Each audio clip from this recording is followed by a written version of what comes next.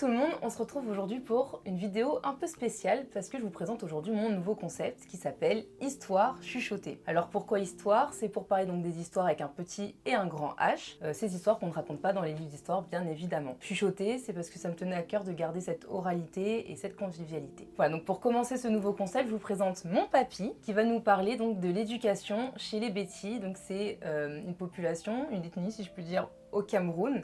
Et ça me tenait à cœur de commencer par le Cameroun parce que je suis née au Cameroun tout simplement. Donc c'est là où sont mes ancêtres, mes racines. Donc quoi de mieux que parler de ça avec mon grand-père qui en plus a longtemps, très longtemps travaillé dans l'éducation. Donc il est très bien placé pour parler de ça. Et papy, je te laisse te présenter à la caméra. Très succinctement, je vais dire que je suis du Sud Cameroun, de l'ethnie qu'on appelle Béti. Beaucoup disent maintenant Ekan. Bon, je suis né là-bas dans les années 50. De base, je suis professeur des écoles normales d'instituteurs. En gros, voilà. J'ai travaillé là-bas au Cameroun et puis à un moment donné, je me suis retrouvé en France pour des raisons personnelles. Et j'y suis depuis un peu plus de 10 ans. Tu as travaillé combien de temps dans l'éducation? Tu disais professeur des écoles? Oh, j'ai travaillé plus de 30 ans comme professeur des écoles. Donc là, on va parler en fait de comment la société Béti fonctionnait avant l'école moderne. L'école moderne est arrivée environ en quelles années? L'école moderne est arrivée autour des années 1850, donc tout juste après l'installation des premiers colons. Mais elle s'est vraiment développée dans les années 1900. Donc dans cette vidéo, on va revenir sur les modes d'apprentissage, sur les pratiques, les valeurs sociales et même les rituels, parce qu'il y avait une force, une importance en tout cas des rituels spirituels, donc on va revenir sur tout ça, et on finira par une comparaison entre donc l'école traditionnelle, si je puis dire, et les écoles modernes, comparer le passé et le présent, voir ce qui se fait de bien, voir ce qui pourrait fonctionner encore maintenant ou pas. Mais avant de commencer, peut-être que ça serait important de revenir donc sur les Bétis. Qui sont les Bétis? D'où ils viennent exactement? Est-ce que tu pourrais nous présenter un peu les Bétis? Disons que les Bétis sont un groupe clanique qui vit au Cameroun. Bon, le Cameroun en tant que Cameroun, historiquement, on sait qu'il y a un certain Anon qui serait passé par le golfe de Guinée et qui a vu ce qu'on appelle aujourd'hui le mont Cameroun et qu'il avait surnommé le char des dieux. Et ça, c'était au 5e siècle avant Jésus-Christ. Et il y a eu un autre explorateur, celui-là, c'est beaucoup plus historique. C'était en 1472, qui s'appelait Fernando Po, et qui a vu le même mont Cameroun qui était en éruption. Et il a bien noté. Donc, à cette époque-là, je ne peux pas te dire exactement en 1472 où étaient mes ancêtres, parce que le groupe Béti, comme beaucoup de groupes africains de cette époque, était en permanente migration, en permanent déplacement. Les déplacements dépendaient des conditions de vie. Quand ça n'allait pas dans un coin, on se déplaçait. On allait ailleurs, on marchait. C'est comme ça qu'on retrouvait des Bétis, je ne suis pas historien, hein, mais disons qu'on retrouve des Bétis sur des centaines de kilomètres en Afrique. Oui, il y a des gens qui prétendent que nous venons d'Égypte, voilà, et que nous sommes descendus, nous sommes maintenant dans la forêt, et voilà. Donc je ne peux pas trop te dire. Toujours est-il que les Bétis ou les Ekans sont installés aujourd'hui au Sud Cameroun, au Gabon, en Guinée équatoriale. Oui, c'est principalement, c'est un large espace, en tout cas dans le golfe de Guinée. Et les Bétis se reconnaissent en leur langue, en leurs us et coutumes. Et si donc justement on pourrait revenir sur le mode de vie traditionnel avant les écoles modernes, donc sans parler d'éducation spécialement, mais comment vivaient les Bétis donc avant l'arrivée des écoles modernes tout simplement? Bon, les Bétis vivaient en communauté. Et comme à cette époque aussi, il y avait des guerres tribales, les hommes étaient préparés à tout moment à rentrer en guerre, s'il le fallait. Mais en temps de paix, ils vivaient en communauté, paisiblement, avec leurs femmes et leurs enfants, là où ils avaient décidé de s'installer. Ils construisaient des cases précaires. Bon, ce qu'on doit reconnaître, c'est que chez les Bétis, la notion de chefferie est plus récente. Les Bétis étaient un clan où les gens étaient très autonomes, mais où on respectait une certaine hiérarchie, due surtout à l'âge. C'est-à-dire les anciens avaient une prédominance sur les plus jeunes, et ainsi de suite, et ainsi de suite. Donc, c'est plutôt les anciens qui dirigeaient la tribu. Et ce n'étaient pas des chefs en tant que tels, mais c'était des gens sur lesquels se faisait un consensus, qui pouvaient vous orienter, qui étaient surtout de grands conseillers et qui avaient une certaine autorité morale et même temporelle. Donc c'est eux sur qui reposait finalement cette transmission de savoir. Exact, exact. Parce que c'est eux qui étaient effectivement les dépositaires de la tradition, qui la transmettaient aux plus jeunes. Pourquoi c'est si important de transmettre le savoir ? Surtout dans une époque où il n'y avait pas l'école dite formelle. Eh bien, à cette époque, d'abord, comme aujourd'hui, vous savez, une génération se perpétue à travers les générations suivantes. Et les ancêtres avaient le souci de transmettre ce qu'ils étaient, leur manière de vivre, leur manière d'être, ce qu'ils considéraient comme des valeurs. Et ils les transmettaient donc aux générations suivantes, c'est-à-dire à leurs enfants, à leurs filles. Les femmes avaient une certaine manière d'être, les hommes avaient aussi une manière d'être.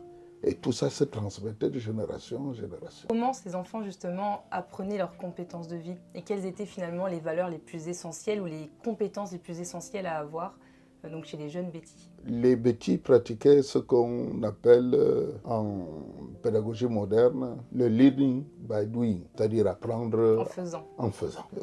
Il n'y avait pas une école, on ne faisait pas asseoir les enfants pour leur dire qu'aujourd'hui on va vous apprendre.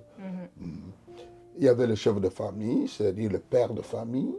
Quand il avait des enfants, les garçons suivaient le papa dans toutes ses activités. Forme d'imitation? Oui, voilà, c'est ça. Ils suivaient dans toutes ses activités. Et ces activités étaient multiformes. Ils étaient chasseurs, ils étaient artisans, ils avaient des valeurs telles que le respect des aînés. C'était plus pratique qu'autre chose. D'ailleurs, il y avait un proverbe qui disait qu'un enfant qui n'a pas été avec son père pour aller cueillir les feuilles de raffia servaient à faire des nattes pour les toits des cases. D'accord. Un enfant qui n'a pas accompagné son père pour cueillir les feuilles de raffia finira par se piquer sur ces feuilles de raffia. Parce que les feuilles de raffia avaient des épines, il y avait donc une manière de les tenir. Si tu n'as pas été avec ton père, tu ne sais pas. Tu ne sauras pas tenir et chaque fois tu te feras piquer. Pour transmettre des valeurs, il y avait les contes, D'accord. il y avait les légendes. Donc une forme d'oralité aussi. Beaucoup. Voilà, c'est ça, tout ça a été effectivement très oral. Il y avait les contes et les légendes. Et les contes et les légendes se terminaient toujours par une leçon de morale. Et c'est cette leçon de morale qui devenait un principe de vie pour les enfants de la tribu. Question de genre, comment donc l'éducation des femmes, des jeunes filles et des garçons les prédisposait donc à devenir des futurs hommes et des futures femmes? Bon, alors, ce qui était vrai pour les garçons l'était aussi pour les filles. C'est-à-dire que les filles suivaient leur mère. Parce qu'il y avait une division du travail à cette époque. C'est-à-dire qu'il y avait des activités dévolues aux hommes qui allaient à la chasse, débrousaillaient, faisaient la déforestation pour planter des choses. Et les mamans cultivaient. Les femmes participaient aux travaux champêtres. Ok. En fait, c'est les hommes plus costauds qui étaient chargés de faire la déforestation. D'accord. De faire les brûlis, de préparer le terrain.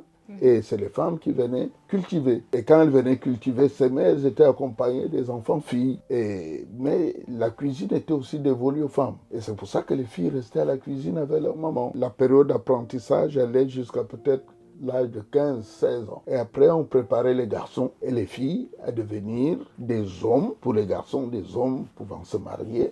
Okay. Et pour les filles, des filles pouvant aller en mariage. Et puis le mariage, c'était essentiellement aussi pour la procréation. Chez nous, c'est très important de faire les enfants. D'ailleurs, les enfants chez nous, jusqu'aujourd'hui, c'est une richesse. Plus que finalement l'aspect Plus que matériel. les immeubles, plus que... si tu n'as pas laissé d'enfants, c'est bien, mais en réalité, c'est comme si tu avais un peu raté ta vie. Les jeunes gens subissaient un rite initiatique. Chez les Bétis, on l'appelait le saut. Ça pouvait durer 2 à 3 semaines, où les initiés amenaient les jeunes gens du clan dans une forêt sacrée, où ces jeunes gens devaient passer différentes épreuves pour tester leur intelligence, leur habileté, leur courage, leur persévérance, autant de choses dont ils auraient besoin pour rentrer dans la vraie vie en tant que personne autonome. Je vais te dire que ces épreuves étaient tellement rudes que généralement tout le monde ne revenait pas. Ah ouais? Ah oui. C'est... Ah oui, ceux qui n'avaient pas passé le test, ils mouraient là-bas. Ah ouais.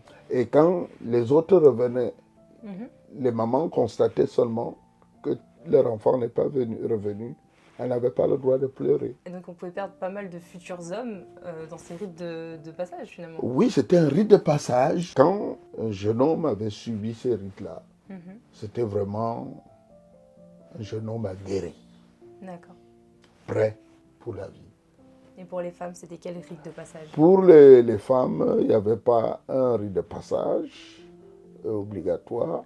Et surtout, à un certain âge, à leur apprendre leur rôle d'épouse. Ce rite de passage, qu'on pouvait apparenter au saut chez les garçons,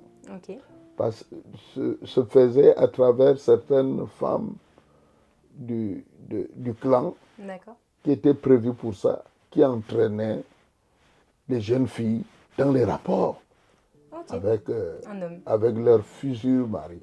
Les filles se mariaient vierges, attention, elles se mariaient vierges, mais ces femmes les initiaient dans les mouvements à faire, dans les manières à faire, et ainsi de suite.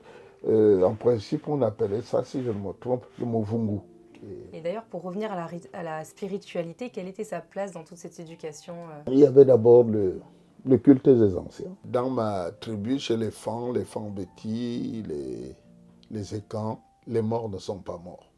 Ça veut dire que quand quelqu'un, votre père décède, votre grand-père décède, on sait qu'il va de l'autre côté. Mais en réalité, il continue à vous surveiller, à s'occuper de vous, à vous protéger. Voilà quelqu'un qu'on évoque dans les difficultés. On évoque le grand-père, on évoque le père qui était parti. Parce qu'on était convaincu qu'il n'était pas mort. C'est pour cela que, contrairement à ce que beaucoup pensent, même chez les Bétis, il y avait le rite des crânes. Ah, est-ce que tu peux nous expliquer Je ne peux pas dire que c'était le culte des crânes, mais c'était le rite des crânes. Que généralement, comme j'ai dit, les gens étaient en perpétuel mouvement. D'accord.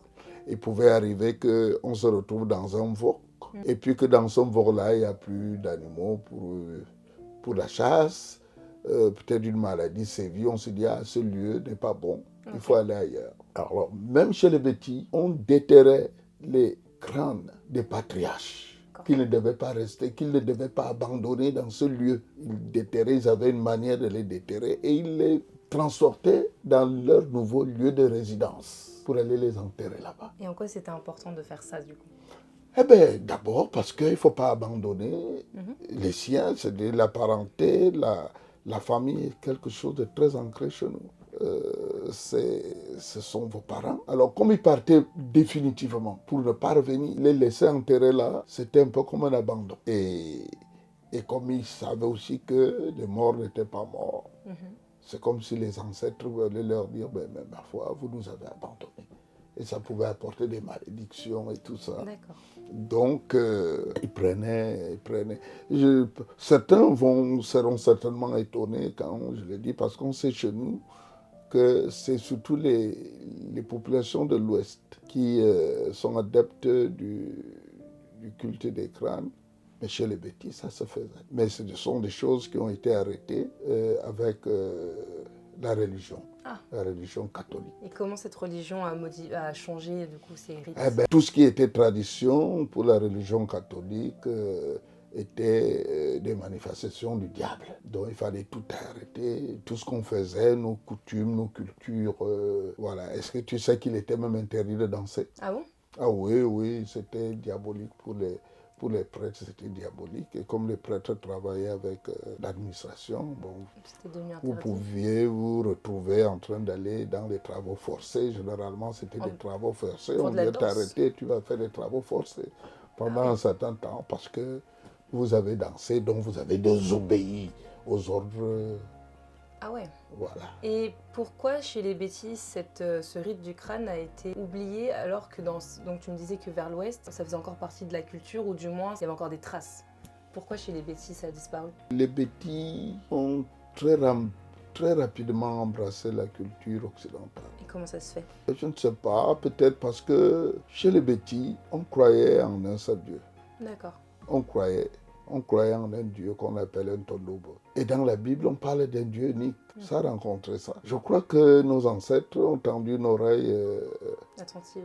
oui à cela. Donc c'était plus facile Et ils ont finalement. très rapidement accueilli ces gens-là, évidemment, qui leur ont imposé très rapidement leur manière de voir le monde. Donc très rapidement, le Béti a tourné le dos à toutes ces pratiques culturelles. Donc là, on arrive dans cette dernière partie. On va essayer de comparer le passé au présent, si je puis dire. La première question, c'est comment l'école traditionnelle diffère-t-elle de maintenant l'école moderne? L'école moderne, d'abord, elle se fait dans une langue étrangère. Voilà la première différence. Ça veut dire que quelque part, on a cultivé les gens à abandonner, parmi les choses qu'on a abandonnées, à abandonner leur langue maternelle, leur langue traditionnelle, qu'ils appelaient langue vernaculaire. Donc la première chose, c'est qu'on devait apprendre une langue étrangère, qui était désormais la langue par laquelle on devait penser. Ah oui, donc la transition a été rude. Elle était rude. Donc, était de la classe supérieure celui qui maîtrisait la langue française. Est-ce que ça a rebattu les cartes dans la société Béti? Ça a rebattu les cartes parce que très rapidement, des gens qui étaient allés à l'école étaient amenés à occuper des fonctions administratives, à occuper des postes dans les sociétés. Donc, ça a vraiment un peu bousculé l'ordre établi. Même les chefs que les colons avaient installés, parce que quand il fallait envoyer les enfants à l'école, parce que c'était un peu rude, beaucoup de chefs cachaient leurs enfants. Ils envoyaient les enfants des pauvres, et quelques décennies plus tard, ce sont ces enfants des pauvres qui sont devenus les personnes importantes, l'élite de la société. Donc ça a vraiment rebattu les cartes dans ce sens-là. Bon, au niveau culturel, j'avoue que ça nous a... Parce qu'à un moment donné, on pratiquait un peu une politique d'assimilation. C'est-à-dire, tu étais bien quand tu vivais comme un blanc, quand tu parlais comme un blanc, tu t'habillais comme un blanc. C'est un peu ça. Ça fait donc que beaucoup de choses ont changé.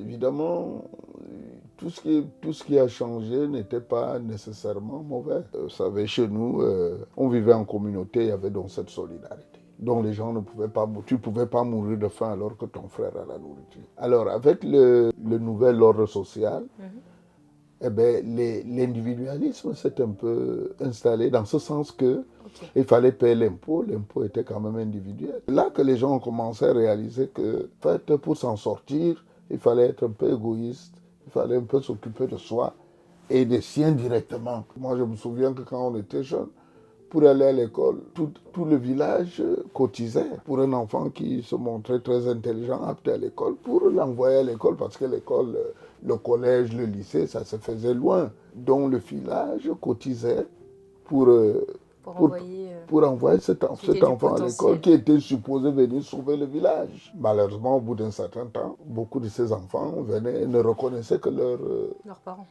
parents. Et ça commence à créer vraiment une espèce de bouleversement, une prise de conscience de l'individu et non plus de la communauté. Et par rapport aux ancêtres, est-ce que ça a changé aussi quelque chose par rapport à ça? Par rapport aux ancêtres, ça n'a pas changé. Dans nos sociétés, nous sommes un peu dans une espèce d'ambivalence. C'est-à-dire, dans la journée, on est à l'église, et dans la soirée, on est chez le charlatan. Donc, en fait, publiquement, on est chrétien, mais dans notre subconscient, on est resté un peu ce qu'ils ont appelé animiste. D'accord. C'est-à-dire, on continue à croire que nos ancêtres sont là, et qu'ils veillent sur nous. Et on continue à penser qu'ils nous orientent, ils nous bénissent, alors que quelque part la Bible vous dit que c'est Dieu, c'est Jésus, c'est... voilà. Et c'est pas perturbant, cette double identité, finalement, cette double spiritualité? C'est très perturbant parce que, surtout au niveau des enfants. Parce que nous sommes aujourd'hui au niveau de la transmission. Parce que quand vous transmettez aux enfants quelque chose d'ambivalent comme ça, il n'y a pas... ce n'est pas solide. C'est pas du solide. C'est pour ça que beaucoup de nos enfants aujourd'hui se cherchent. Et que pouvons-nous garder ou apprendre encore de cette ancienne tradition éducative, Betty? Si on veut parler d'éducation, il faut rentrer à la base. C'est-à-dire, l'éducation moderne doit se reposer sur nos valeurs culturelles, d'abord. Quand quelqu'un naît à Yaoundé ou dans ma région, il faut donc que cet enfant, d'abord, sache qui il est, avant de savoir ce que sont les autres. Qui il est, quelles sont ses traditions, quelles sont ses valeurs. Et nous, nos valeurs, c'est des valeurs de famille, les valeurs communautaires, les valeurs de solidarité, les valeurs de respect. Parce qu'aujourd'hui, l'éducation moderne nous apporte la technologie, nous apporte les cultures des autres. On apprend beaucoup, on lit beaucoup sur les autres. Mais en réalité, on ne sait pas grand-chose sur nous-mêmes. Ça veut dire que même dans nos pays, même l'histoire doit être réécrite. L'histoire de nos pays doit être réécrite. Bon, je parle modestement au niveau du Cameroun et encore plus modestement au niveau de la tribu qui est la mienne. Parce que comme je te l'ai dit, je ne suis pas historien. Je pense que même nos histoires doivent être réécrites. Parce que nos histoires ont été écrites par celui qui nous avait colonisés. C'est la fin de cette vidéo, merci d'avoir regardé jusqu'au bout. Si ça vous a plu, donc likez la vidéo, abonnez-vous, dites-le moi en tout cas en commentaire, comme ça je sais si je fais un épisode 2. Et je vais laisser Papy dire les mots de la fin sur cette vidéo. Eh bien, je voudrais te féliciter Morgane d'avoir pensé à cette manière de faire des vidéos, surtout en t'intéressant à la culture de tes origines. Merci. Moi, je te félicite et je te donne vraiment, je t'encourage à continuer ce travail. Moi, je vous fais de gros bisous et à bientôt pour de prochaines vidéos.